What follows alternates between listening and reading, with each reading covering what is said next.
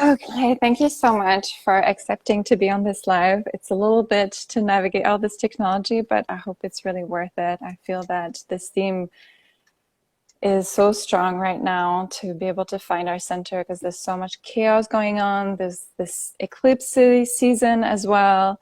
A lot of people around me are really feeling these full moon and new moons very strongly, transforming them, bringing a lot of shadow that wants to be healed and transformed and integrated.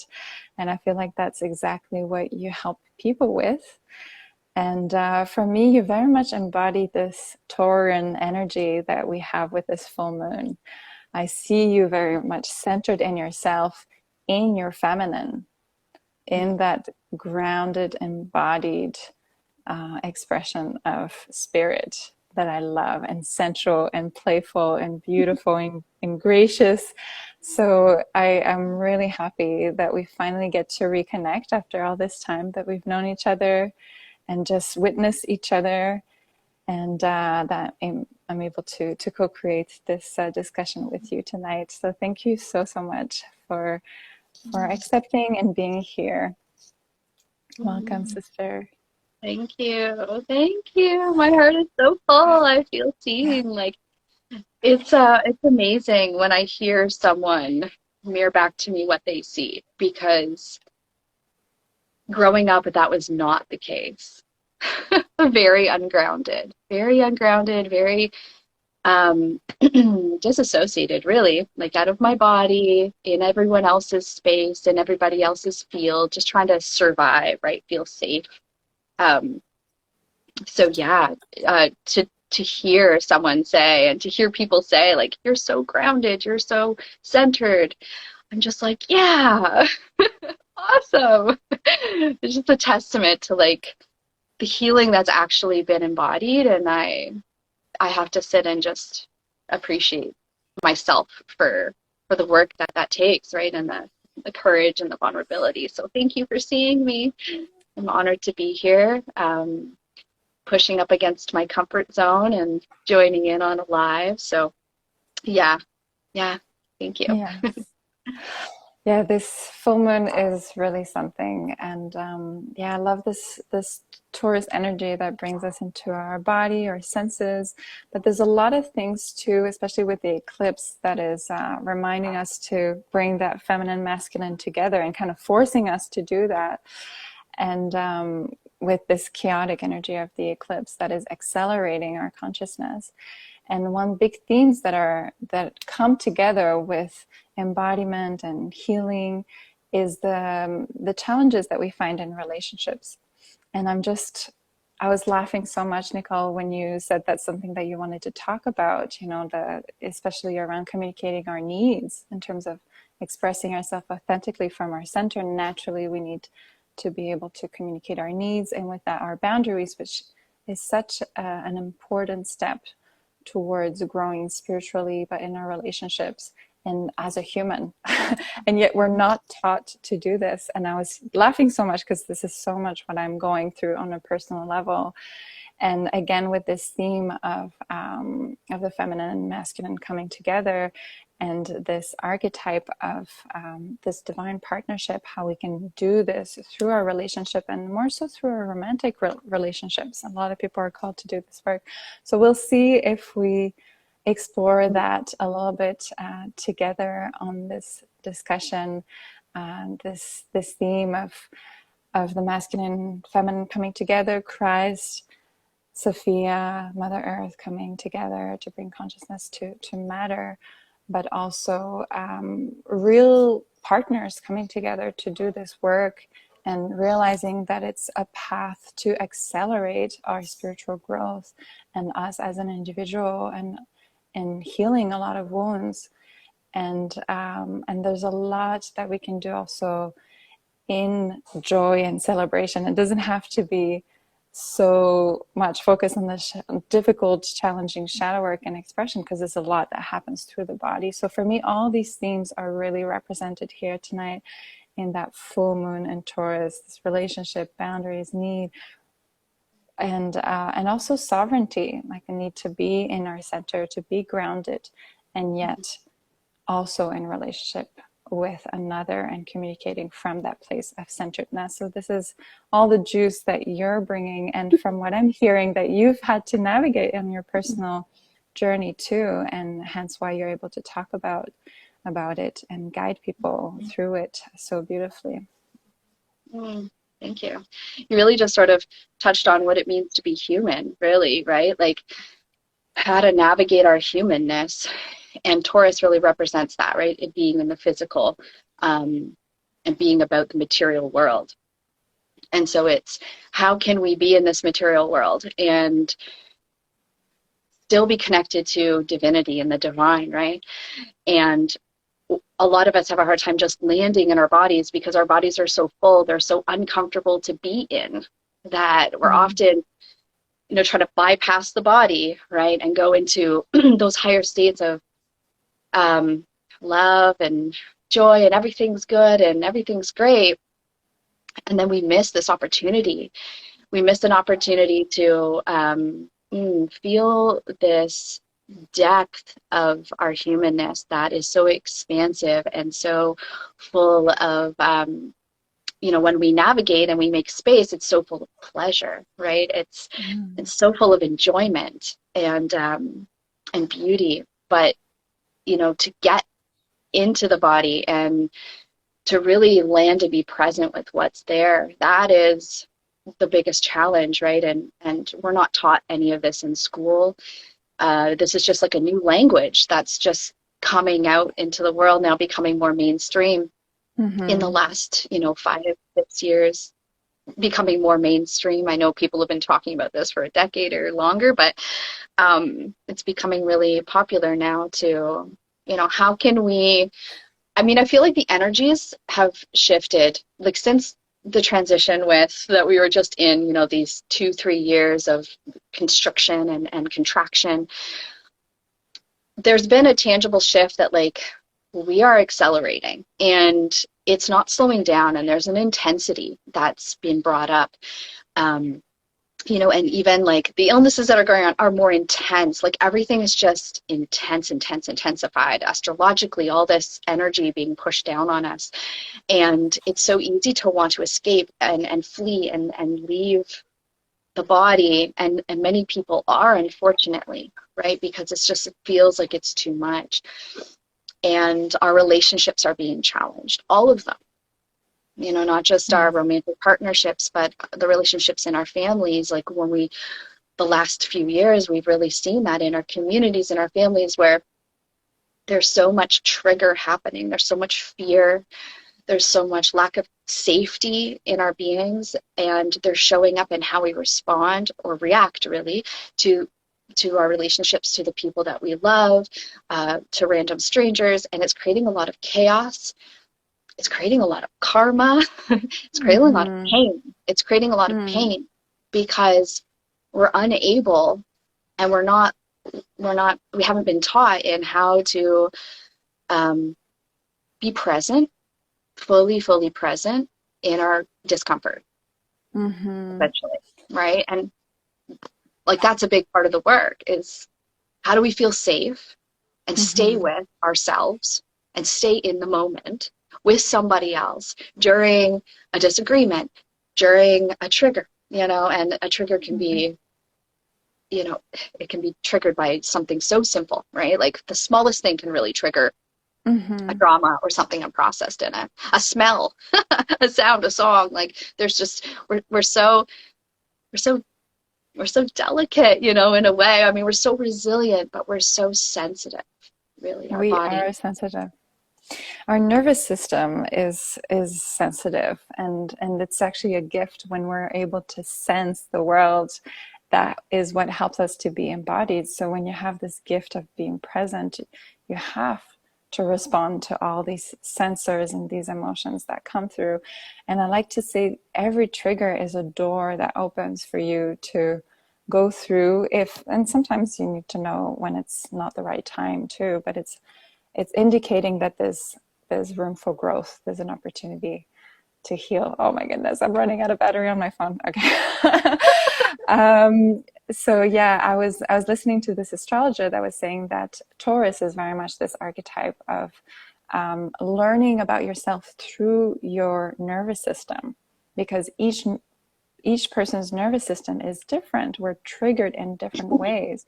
And I like to imagine that we're like a specific prism or a filter that receives this information and decodes it in our own unique way to actually birth our certain medicine here on this world if we're able to do the work. And so I was wondering, what are some of the tools that you've learned? And I'll probably go and grab my charger quickly while you start your answer. What are some of the tools that you found that can help us to navigate this sensitivity and come back to present to do this work of healing for ourselves and together with others? All right. Just gonna go get my charger. But yeah, go get your charger. No problem. Yeah, so I feel like there's so many different tools available to us and so many different teachers. There's so many beautiful people doing this work right now and navigating these realms for people. And like you said, everyone's nervous system is so unique as they are, right? It's this, it's been perfectly curated for their personal growth, because it develops based on their childhood experiences and their sense of safety and their environment. So it is very unique, and yet there are threads that sort of unite, similarities, right, in how people sort of respond. There is a science behind it as well, but everyone's capacity to sort of do this work varies. It depends on, I feel like trauma is a spectrum, of course, right? And we've all experienced trauma in different ways to different degrees, and it shows up differently.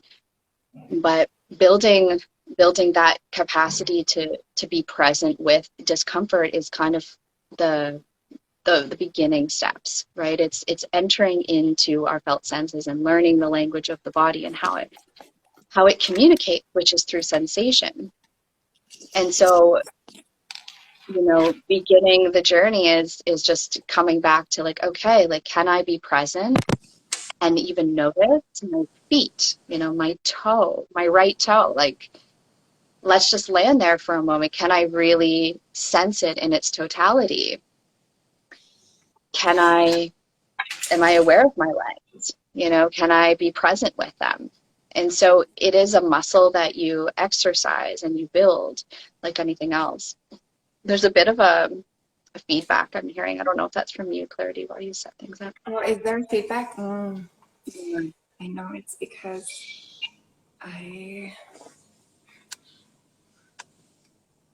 Is there still feedback?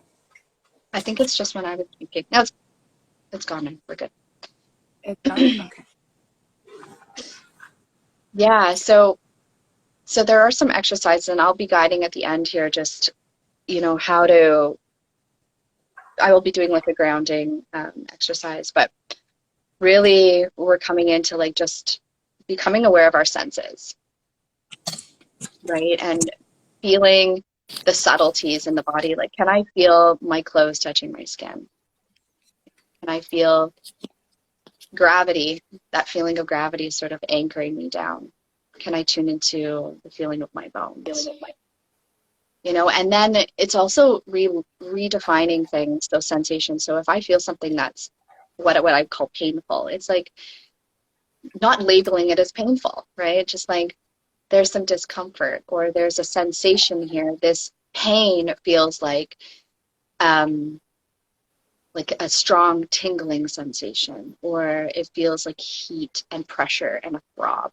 So it's learning a new language to speak on like what is alive inside of us, right? And ultimately, the body knows how to do the healing, right? We just have to be present with it enough and feel safe to be present with it, and it knows what to do. It really does know how to move things. The body is so intelligent, but we've overridden its natural abilities for so long we want to control, right? Like we're a top down kind of culture or society. And this can cause a lot of disconnection, right? From our body.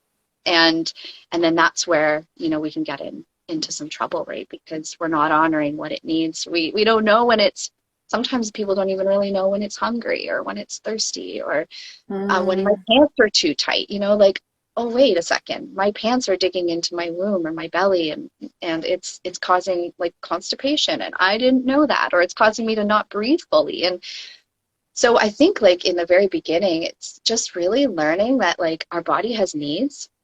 Our body has a voice. It wants to be heard. It can navigate our world for us. Like when we really start to build that relationship with it, it really is an ally, right? Like it's our temple, it's our avatar, it's our vehicle to reach these higher states, like truly from not just like that mental plane, but like this full embodied experience of nirvana, bliss, joy, like all of these higher states of consciousness that we all, I don't want to say all, but that I feel like our soul kind of is guiding us towards on this journey. But we have to come back home to the body first, and there's so many pieces to that, like you're saying, like it's boundaries, it's relational, it's how to navigate our truth, and then how to do that. Like, I mean, there's so many different areas of where we could talk on this, because it really relates to all of our life, like everything that we do and experience, and all of our relationships come back down to this relationship with our body and our truth, and creating space inside of us that, Christed consciousness can enter, right? When we embody that Sophia, the mother aspect of God, right? The earth, our temple, and we come home to that place, and we create the space, and we can bring back the divinity, which is the Christed consciousness, right? And then we can really walk with that truth, and we can walk from our heart, and we can walk authentically with firm boundaries, with self-love and compassion for ourselves and other. And we really then shine truth out through our beingness, right? And that, to me, that's been a big part of my path. And there's been many teachers and many tools, and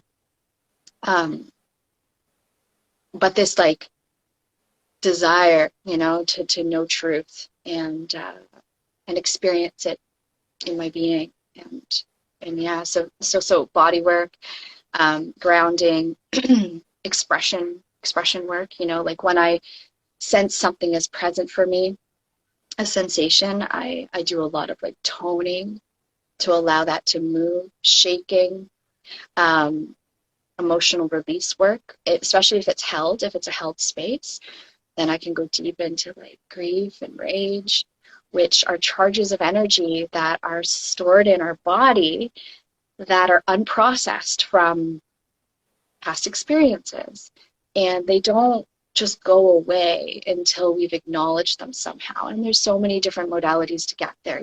People do a lot of like there's EMDR, the rapid eye movement work, and processing neurologically the triggers. And then there's like somatic stuff, and both are very, very effective and helpful to getting there. And it's really trying things on and seeing what works for you, and but ultimately building a trusting, loving relationship with your own body, right? Just checking in. What do I need? Like putting a hand on your belly and on your heart. It's like, what do I need right now? What do I need? And just really tuning in, and then you'll get this impulse or this sense like, oh, I haven't eaten. I need some water. I need to go to the bathroom, right? And then you build this trust, and your body will start to trust you. And then once there's a trust and a safety, then things will start to come forward. Now, some people are living like already super full. The body is screaming at them, right? Continuously screaming. There's high anxiety. They can't sleep. They're just so full of charge. And it can feel very overwhelming to start to do that work on your own. without having a safe space holder, someone that's trauma informed, someone that knows how to navigate that for you, or to be like hold the container for that. Because once you start to see these pieces and start to bring them forward, the body's like, oh yay, okay, we're doing this, and it just continues to surface, right? It continues to surface because the body's like, oh yay, finally we're doing this work. I've got all of this for you to process, right? So it is a commitment. It's a commitment to yourself. It's a commitment to a really deep, authentic relationship with you, and to essentially like be that loving presence you never had, right? Like we talk about reparenting work, building that internal mother figure inside yourself, that caring, compassionate mother energy that you didn't have, like most of us. I mean, we didn't grow up with perfect situations, and so it's learning to be compassionate and loving and holding that space tenderly for yourself, because you're not going to be able to safely do the work until you have a love for you, that you're worthy and that you're safe, and like this little inner child of you that just wants to be seen and understood, right? Like we all just really want to be understood. And so, it's a journey, right? And there is a foundation to really go deep into the work. And it is about learning to trust yourself, and to be able to really hear and really listen. Because when we're living outside of ourselves and we're seeking answers from other people, like I find a lot of times people want me to sort of tell them, and it's like, I'm only really perceiving through my own experience, and I'm projecting onto you my own judgments, right? My own perceptions, which may or may not be your truth. And I'm also robbing you the opportunity to really know your own truth and to listen, right? So it's guiding people back to like, what is really true for me, and bringing them into those experiences somatically, to be able to sense what's there, and then to feel safe, and then to process what needs to come in, and to bring their power back. We're so fragmented through this lifetime and all of our lifetimes. There's pieces of us that are stuck. So it's a journey of, our mind doesn't know the difference between something that's imaginary or something that's really happened. Our body doesn't know the difference. Our mind, like, that's why our imaginations are so powerful, and people can heal themselves through their mind, through their thinking, because there really isn't, the body doesn't really know the difference between something you're making up. So when we can go back to these places where we feel our power has been given away, and we can land in our truth, like we're like, oh, I wish I could go back and I would do it so differently. And it's like, we really can go back, and we can reclaim our power in situations where we felt powerless, or that we gave our power away, because the piece of us is stuck in that situation. It's looping. And so, there's so much potential for us in coming home fully, wholly, authentically, vulnerably, safely. There's never been a time in our recorded history where we have all these resources available to us and people and humans that are like actively on this path, and they feel safe to do so, right? They feel safe to lead on this path. There's never been a greater time that we can do this work, and we can move through things so quickly and feel so supported than we can right now, because of what we have available to us. Yes, we're so fortunate, and I've been diving deep in her story, and just this lineage of the ancient wisdom of how to do all these things that has been actively suppressed, and mostly that was carried out by women and a lot of men as well, but is inherently feminine, and very much come from the earth, from shamanic tradition, indigenous tradition from all around the world. And that has been really passed on down priestess lineages that are as ancient as the most ancient civilizations that we know, mostly ancient Sumer, and that was Mm. translated into all these other goddesses and their lineages, and that a lot of women are reclaiming now. And that's, of course, a big part of my work. And it's so clear what you're saying, that now we really have the opportunity to do this work, because we definitely didn't have the opportunity back in the time. Oh. We didn't have this voice. All of this wisdom had to be passed down in such a secret, coded way, and all this symbology. And I'm still watching movies now where all the symbology is still completely distorted. The snake that represents the earth is always the evil. And not always, there's sometimes where you see the correct symbology, but there's still uh, this sort of distorted consciousness that doesn't want us to do this work, that is perpetuating the trauma and the fear and those walls that we have, like kind of reinforcing that. So it's a true blessing when we're able to have the awareness of this work, and the courage to step in as a healer in our family and for ourselves, and to stop these patterns from continuing, and the suffering from continuing. That's true liberation. And there's a lot of stories and myths that describe, I think, exactly that, this moment where we reclaim our ability to be fully present with both all the light of consciousness and the darkness that wants to be witnessed. And it sounds a little bit like a curse sometimes, because it's like you were saying, like it's never ending, there's always more. But I think we find beauty in it, we find grace in it. And I very much pray that we're going to reach this mass, what is it called, this mass critical point, where enough people have this knowledge, and as you're saying, it's becoming mainstream, that we're able to help each other to do the work, and it's going to just exponentially transform our culture, which is really the basis of us, of the way we're functioning and perpetuating certain behaviors or not. Yeah. So I'm so And glad that we're able to share this yeah, tonight. and there's one thing that came up with for me when you were explaining that. One of the things that I see like so commonly is that people have a hard time like fully showing up authentic, right? Showing up in their vulnerability. And we have, as much as like, you know, the social media and the internet has been such a blessing in our ability to have access these tools and these teachings.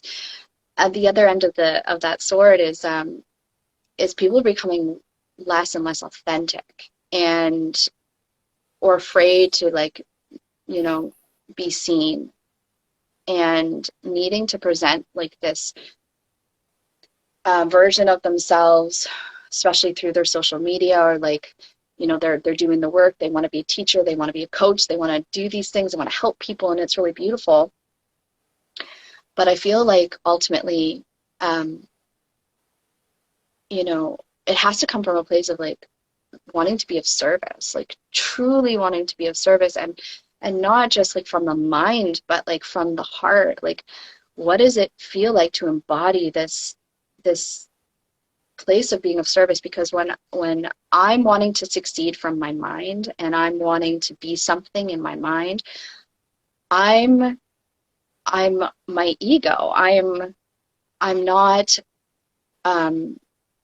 vulnerably showing up. I'm not authentically like allowing myself to be seen. And I think like this is a part of the illusion that a lot of people are stuck in. And I feel like one of the biggest gifts that we can give somebody is to show up in our vulnerability, you know, is like just show up in our truth, allow ourselves to be seen. And that's a big part of the coming back to the body and feeling safe to do that, because social interactions can be uncomfortable, and they don't often feel safe. You know, when we think of high school, like how safe was high school for any of us, you know, and this is like a big part of our development.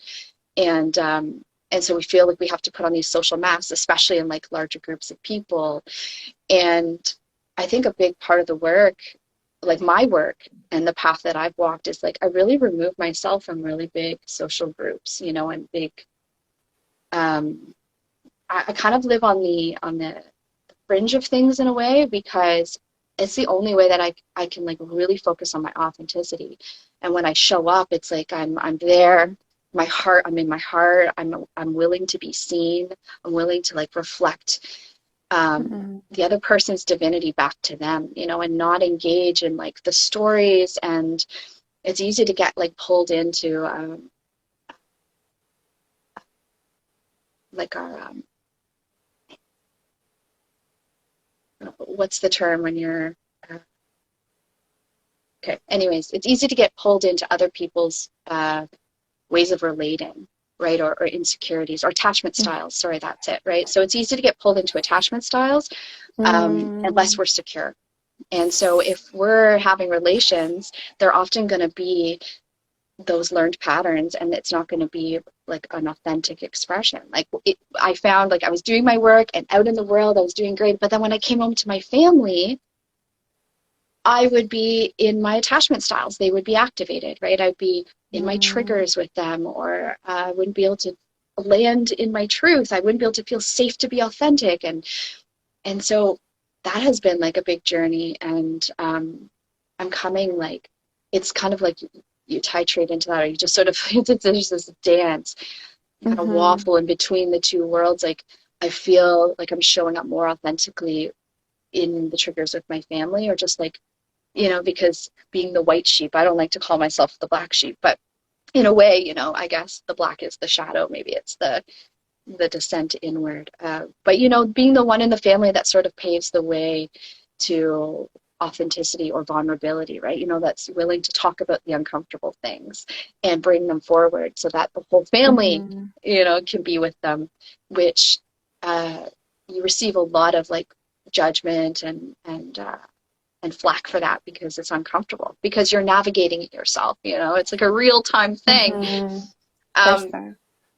Yeah, but yeah, so like I feel like a big part of the journey with this work is, how can I be most authentically me, you know, in these moments? Like, how can I gaze with this person maybe a little bit longer, you know, allow myself to be seen, really soften and land in safety in myself.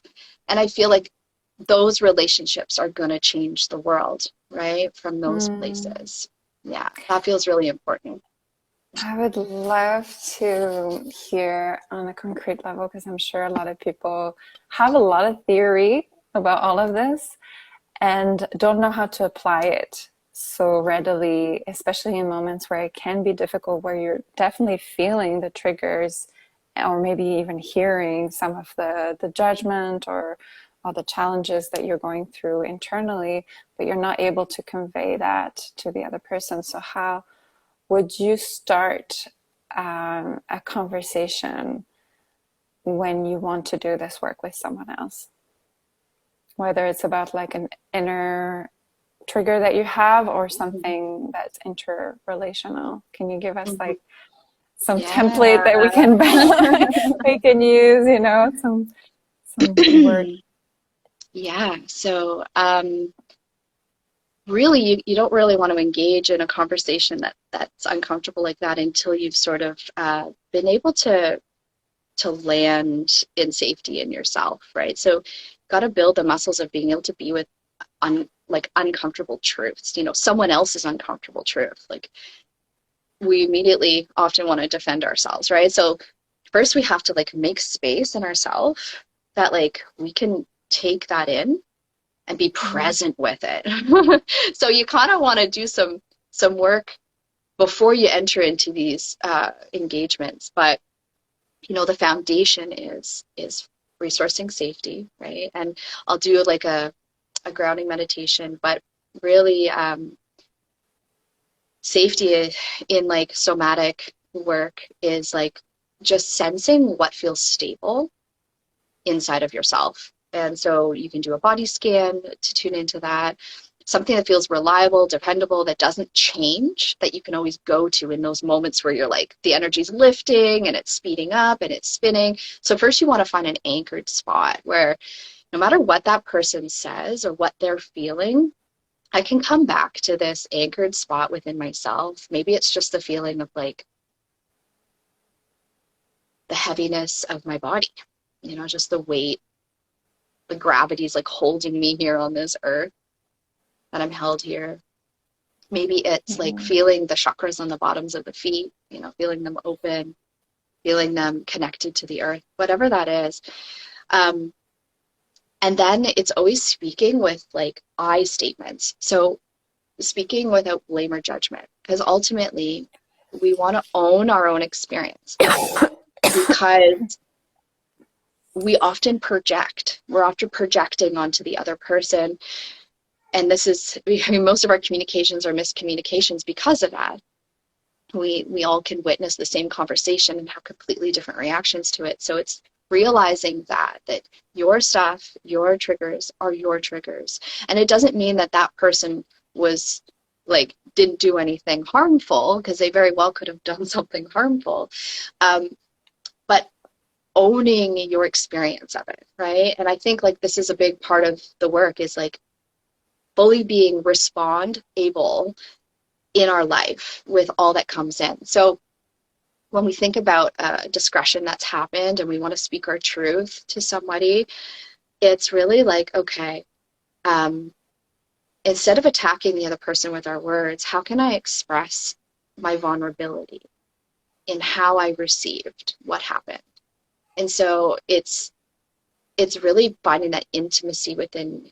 You're essentially offering that person intimacy. Like, I want to be intimate and express to you authentically my heart, my pain, my heart, right?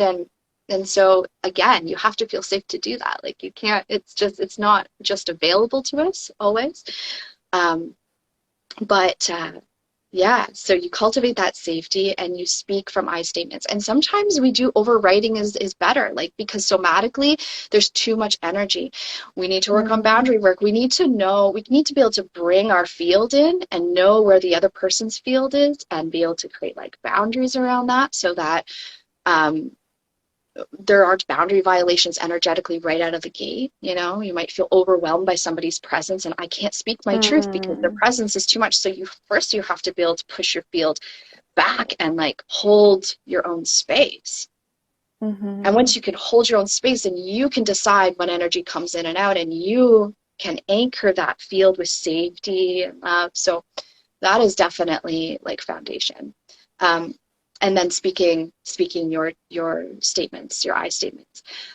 Now, assuming the other person communicates the same way, you're going to have a lovely conversation and you're going to get somewhere. But more often than not, the other person isn't likely to be able to meet you in that style of communication, or that awareness, or that accountability, right? So you're going to meet projection, and you're going to meet defensiveness. Now, if you can curate your feelings in a way that don't have any barbs attached to them. And as a recovering Scorpio, I'm all too aware of barbs in communication, when we feel slighted, or we feel we've been hurt, and like we just, we want to let that person know how we feel, that just creates that conflict, right? So it's being able to, get those parts, process those parts, those hurts, let yourself cry, let yourself rage, let yourself feel what's authentically needing to be felt before you go to that person. I mean, this is assuming this is a planned sort of interaction, but more often than not, we're kind of, it's our life. We're in it. It happens in the moment. And so, if you're confronted with this, this rupture, or this, I don't want to say confrontation, but this interaction that requires you to like be present for, it's just being able to speak like your needs in the moment. So if somebody is coming at you with too much, it's like allowing your needs to be important. Like, I just need a moment. Can we just take a breath together for a second? Can we just connect for a moment here? Like, I really just need to feel that like I'm safe in this interaction with you, because I'm not feeling safe, right? But you have to know that you're not feeling safe. This is part of building a relationship with yourself. So it's also woven and tied in with each other. Yeah. And there's so many different things that we can do to like prepare for interactions and prepare ourselves behind the scenes. But ultimately, at Mhm. the end of the day, if there is projection, there is triggering, and you do respond or react, with defensiveness and attacking, it's being willing to take responsibility for that and saying, hey, you know what? Mhm. Sorry. Like, whether it's the next day or the next week or a month later, it's like, hey, I just want to take responsibility for the part that I played in this, Mhm. and I'm sorry, because at the end of Mhm. the day, these parts of us that play out are just, they're not our wholeness. They're not spirit. They're not of our divine essence. It's programs, right? It's pain Mhm. and it's defense mechanisms. It's our nervous system responding. It's the things that we've learned um, in childhood, and we have to also just be so um, understanding with each other, because we're all on this path of healing, and no one is perfect. And like I said, I mean, there's a spectrum. We don't, want to go to our biggest abuser and be like, sorry, like, I forgive you. I want to give you love. Like, not everybody is ready and safe to do this work with too. So it's discernment. Discernment is really big on this path. And sometimes we want to like tackle it all at once, but really it's like our relationship with ourself comes first. Mhm. Was that clear? Like, I feel like I kind of went off on something with, I don't know if I gave like I love that you're tangible super tools, but passionate about it.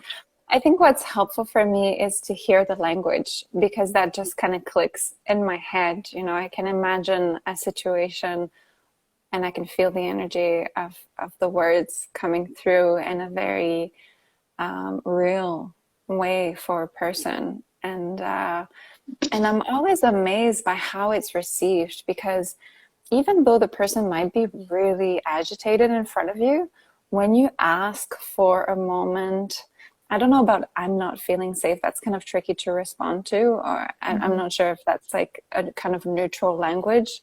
Yeah, But there's a true. lot of Mhm. very reasonable, very human things that we can say to someone that will naturally appeal to their own humanness that I really believe that is inherently good, actually, where it would just not be reasonable or sane for this person to say no to these requests as in can you just give me a moment to take a breath, like I really need to say something to you right now, is it okay? And asking the permission to that person is again really key, I think, because you're inviting them to participate in this resolution. You're not the only one suddenly who's coming from this angle of like it's both of us. I'm going to ask you. I'm not just projecting. Like I'm waiting for that door to open on your side too.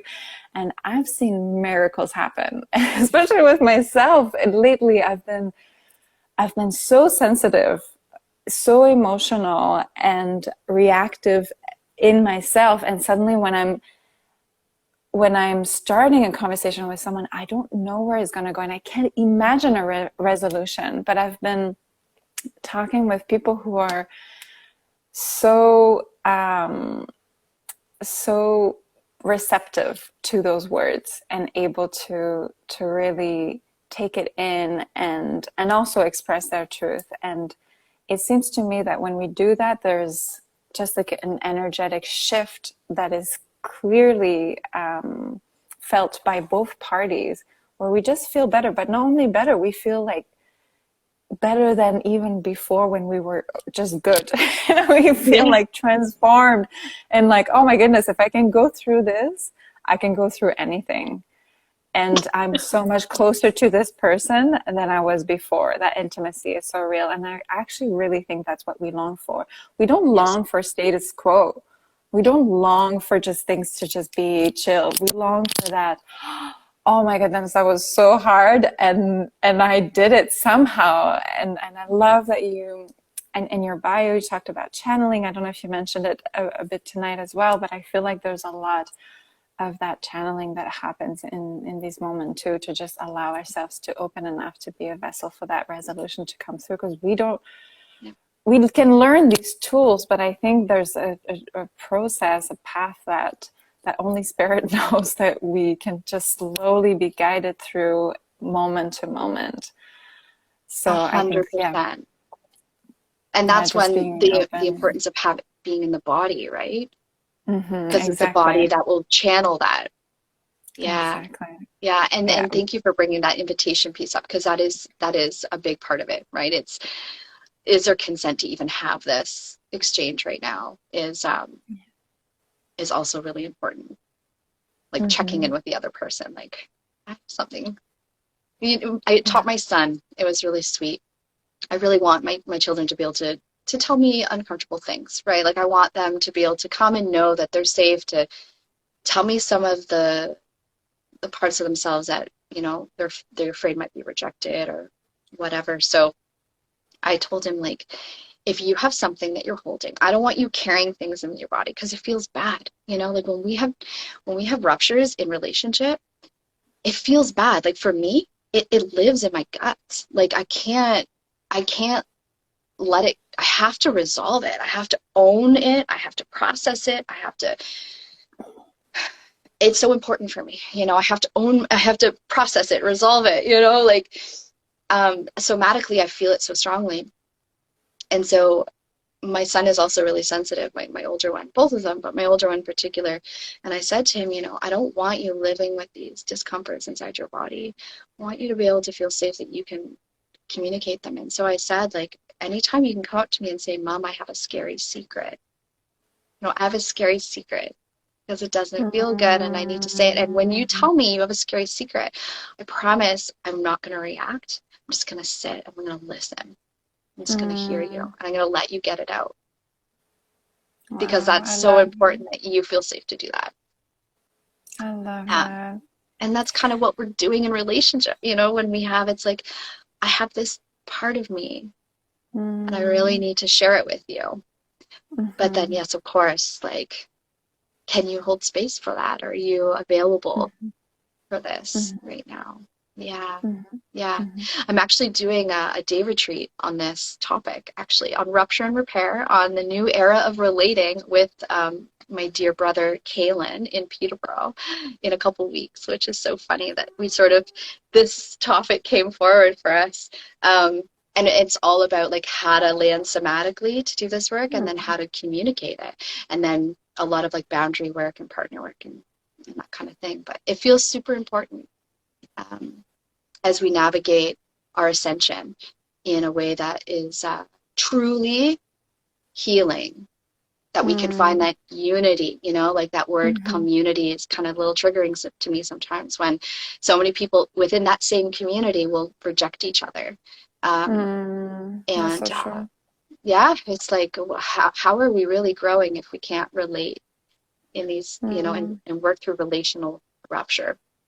Loving Mm-hmm. kindness, right? With walking in Christed consciousness, which is what we create the space for inside of ourselves, right? To marry Mm-hmm. Sophia and Christ in our hearts, Mm-hmm. lead from our authenticity and our vulnerability, and we really can change the world from that place through our relationships, all of them, Yes. to ourselves, to each other, to the earth, to the waters, to our children. It's like the foundation of it all. So, yeah. Yes. I feel like taking a breath to that. Yeah.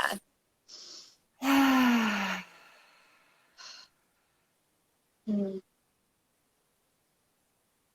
Yes, I hear you, sister. Mm. Thank you so much for that important message. It's shared with so much love. I can Mm. really feel how you embody that in your heart, and I love that you're guiding others to be able to do that. It's so, so precious, and I really want to encourage anyone seeing this, listening, to reach out if they feel called to join your your many offerings. And we have retreats and programs, and you'll be opening to one-on-one sessions soon. Yes. I would love also to embody that even more with that grounded meditation that you were going Mm-hmm.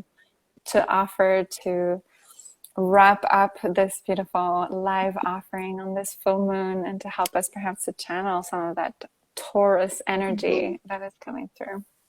Definitely. Definitely. So I was, a friend of mine tagged me in this post, and this woman wrote this poem. Chelan Harkin.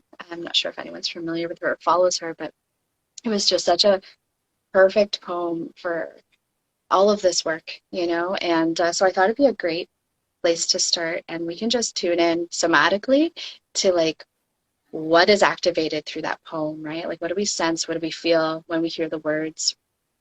And then I'll just be guiding us into our roots and into our ground. And I think this is a pretty calm and grounding meditation, like, you know, embodying that tree essence. And I've definitely guided people into it a lot of times. And so it just feels, it's just such a powerful experience when we can really deeply feel it. So let's begin.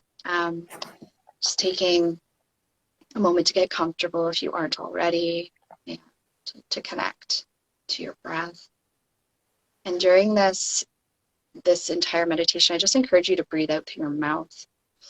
And breathing out through our mouth and keeping our throat open just allows like energy to move. So we're not holding energy, just allowing it to flow in and out and through our bodies.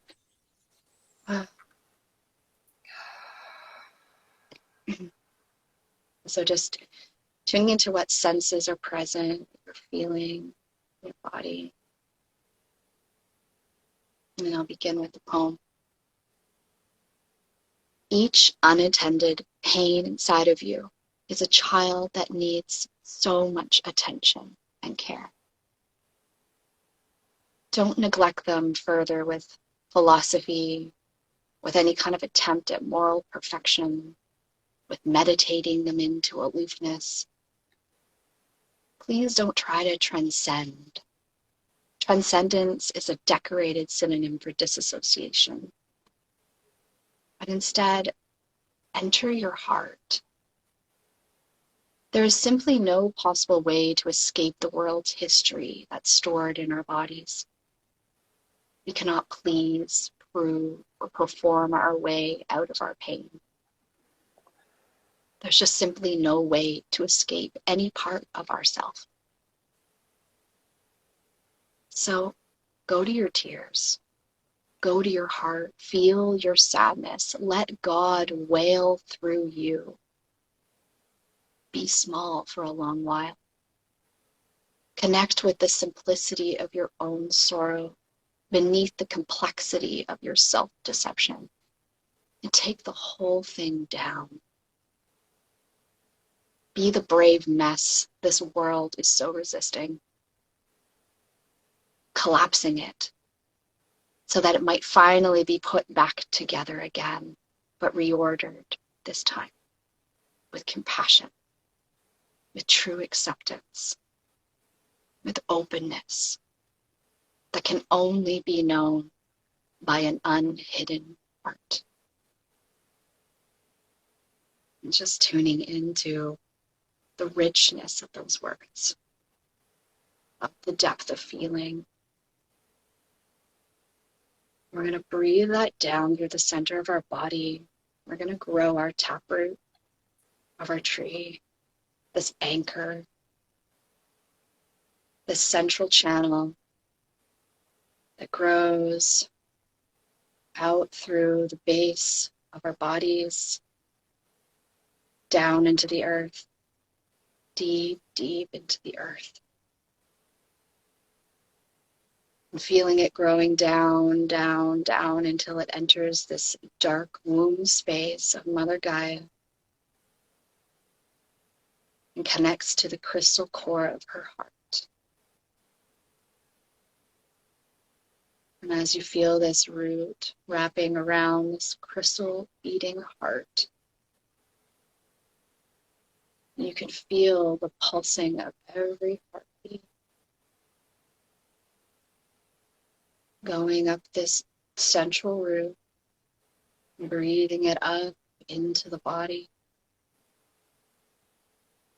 Every pulse sending a jolt of life force, of love, of compassion through your root, up your body, through all the chakras, through the throat, the neck, and the crown. And feeling almost like this wave of energy as the heart pulses. And staying with your breath. deepening into your, breathing into your solar, your heart, allowing and welcoming this pulse of Mother Earth to flow through you. And now I want you to imagine there's these smaller roots that grow. They grow out from your legs and your feet in all directions, all around you. And these roots don't need to go as deep as the taproot, but they do grow wide.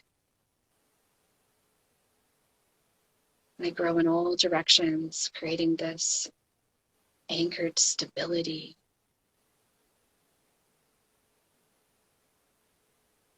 So that the winds of life, the chaos, can blow us as much as it needs, but it won't tip us over.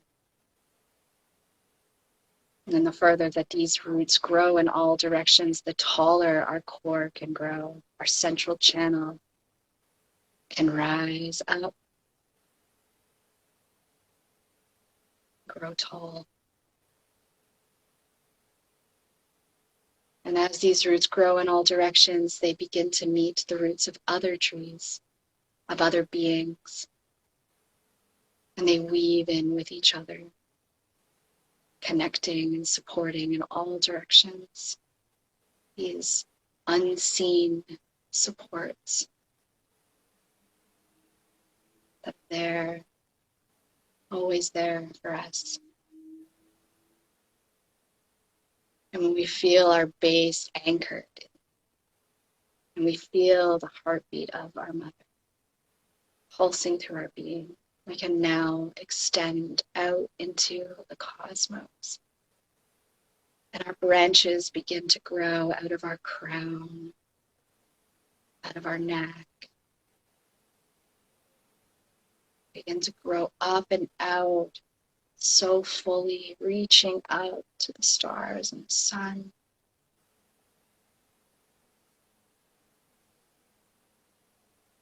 And like the hairs on our head, reaching out in all directions, plugging into the divine consciousness, fabric of creation.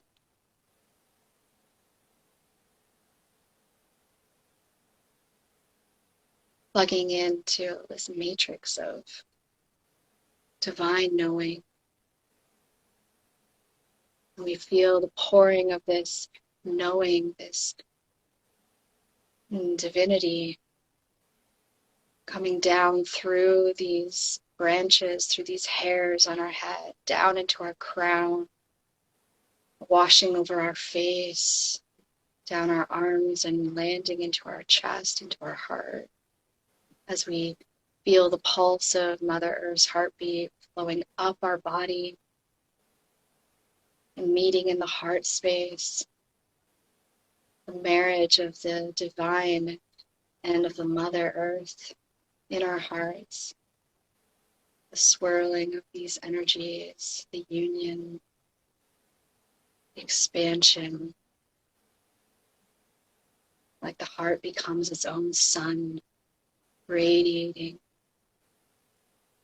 this marriage, what it means to be the human body on this planet, a being of divinity, of the divine. Just being present with these two energies coming and flowing through your being as you are the vessel, or the channel between the earth and the stars.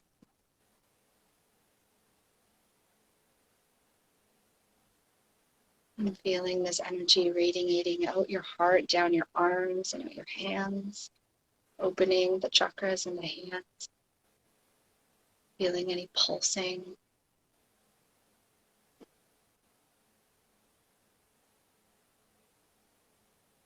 While staying aware of your roots, remaining grounded and anchored and expanded at the same time. Now imagining this egg of energy around your body, crystal golden rainbow light.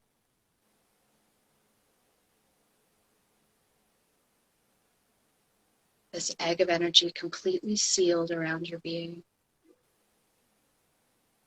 You're filling it up through your crown, out your heart and your hands. You're filling up this energy field that is you. And bringing to light any shadow that's present, so that you are cocooned in this egg of gold and crystal rainbow light that is being generated from your own heart, that comes from your connection to the earth, to the stars. And taking a deep breath in through your solar and your heart, and breathing out through the mouth, landing even deeper into the moment with the sensations that are present. Allowing any movement, any sounds that want to be expressed.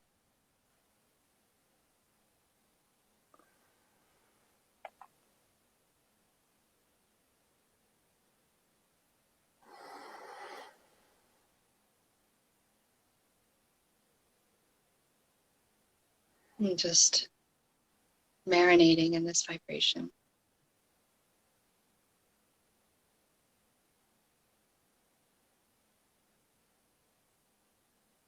For when we really merge in this space, we become whole. We have a moment of feeling what it means to be whole, to be aligned, grounded, connected, coming home to yourself.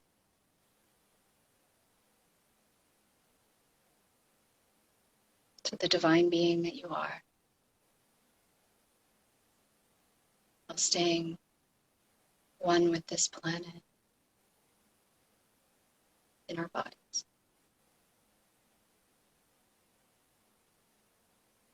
Maybe placing hands on your body now, your stomach, your womb, your heart. You're just going to breathe in that energy field now back into your body, into your cells. You're just going to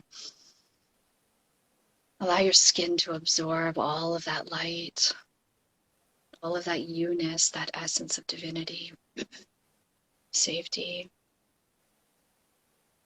expansion. Just breathing it into your cells, anchoring it in your body. Allow it to fill up every energy center.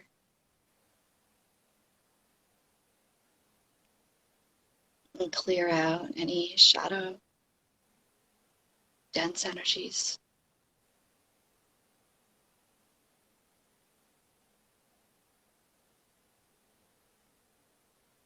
While still remaining present with our roots. Always staying present with the roots.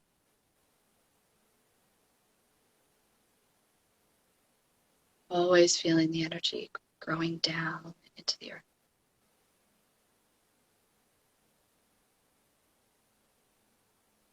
And in your own time, while staying somatically aware of the sensations in your body, begin to slowly open your eyes. Take in the space around you, going very slowly, while still remaining aware of your roots, not losing your ground. Moving your eyes around, taking in your room, the space that you're in.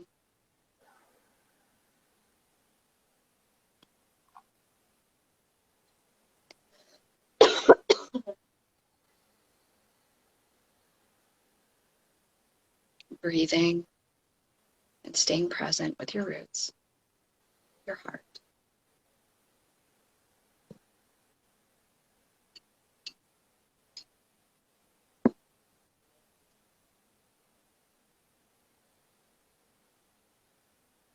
And it's a dance with the energy. It's such a beautiful state to be in, and it's a practice to walk with it in your life. We're in a very feminine flow right now in our feeling, but to be able to translate it into our masculine action, being able to stand now, with our eyes open or walking around the room while still remaining grounded and feeling that somatically in our body, being able to integrate it into our waking life. That is part of the practice. Oh, thank you so much. I just feel melted in the best way, just so relaxed and present and good. Yeah, just good. Yay. I'm like, here, yeah, it's okay. You're here. It's okay. Yeah, Yeah. truly. And yeah, I love the challenge of keeping that also with the eyes closed. And yeah, I feel like I want to practice that more. I'm also smiling because I witnessed this Indian man the other day. I was at a waterfall and he sat there for an hour meditating, but with his eyes slightly open, which is something you find in a few traditions. I think the Buddha is often shown with his eyes slightly open, meditating. So that's something we can maybe try. It changes a Definitely. lot, right? It really Thank does. Like active meditations are so powerful. Brings it into our masculine essence, right? Of you. or our doing part of ourselves. Or also starting with the eyes closed, sitting, and then just opening them and being in between, the outer Yeah. world and the inner world. Oh, Yeah. yes. I want to That's so practice that juicy. more. It's so fun. It's a great place to play in. Yeah. I And then just want to relating with say, others from that place too is really special. and I want to say, I see you totally doing that all the time. That's really what I see when I see you. Like so Yeah. often at So gatherings, I funny. would just see you like really tuning in, wow, with your big eyes wide open, looking out, but really like even physically just being so strong in your posture and just grounded. I love that. You're so inspiring in how Thank you do you. that.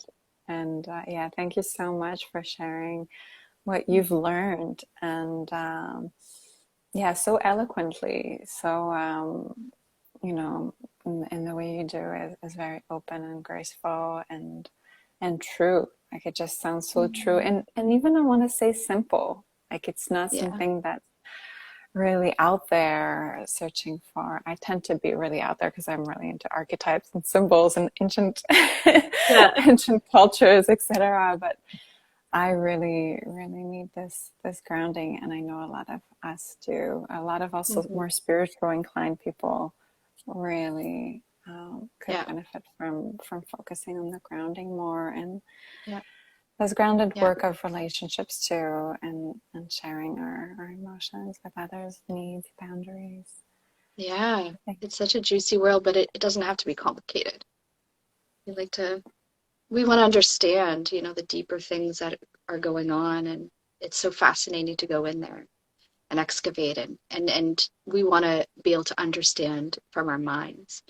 But when we like land in our body in a different way, it's like none of that even matters anymore because there's a knowing that's like just felt. And yeah, it feels really nice to be in this place. And it's been a journey to get here, but passionate about navigating people to it and in all the different ways that I do. So thank you for seeing me, loving me, honoring me, and yes, I'm mirroring that right back to you. What you see in me is in you, and so I'm grateful for what you see because you are that as well, sister. So much, yeah, so much love for thank you. you. Thank you Mm. so much, Nicole. It was such a pleasure to witness you and to hear you and to weave this beautiful message together. And I just want to end with all this gratitude and also just a prayer that we all find the courage to live that and to bring so much love and healing in the world in this way, and also celebration, also a lot of Mm. juiciness and Yeah, yeah, aliveness and passion and play yeah, with all of yeah. that. Yeah, all of it. And so it Yes. is. And Mm, so it is. Past, present, future generation. Thank you so much for doing the work, everyone. And yeah, thank you again so much, sister. It's been such mhm. a pleasure, and I hope to reconnect very soon to keep weaving together the magic. And I'm going to Definitely. be back in Canada at some point, I promise. I'm Oh, planning on wonderful. coming back in the spring. So yeah, we'll be in the flesh Okay. Oh, together. Yeah. lovely. I would love that. Yeah, that Yes. would be wonderful. All right. Seriously. Well, have a good sleep because I know it's late for you. Yes. I know it's Yes. really I'm late where going to you go are to right bed. now. Yeah. Yes. No worries. Have a beautiful day in Canada. Thank you. Take Yes, care, thank you. sister. Happy filming. Yes, you Bye. too. Bye.